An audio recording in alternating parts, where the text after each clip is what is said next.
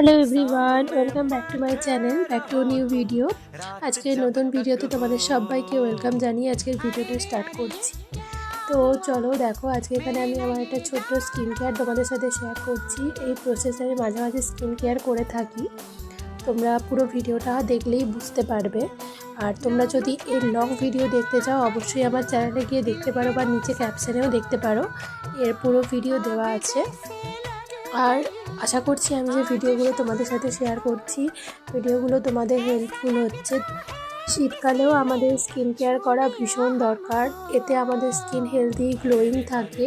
আর সবসময় শীতকালে skin dry হয়ে যায়, রাফ হয়ে যায়, শুষ্ক হয়ে যায়, স্কিন ফেটে যায়। তার জন্য আমাদেরকে নিয়মিত স্কিন কেয়ার এবং রূপচর্চা করা ভীষণ দরকার।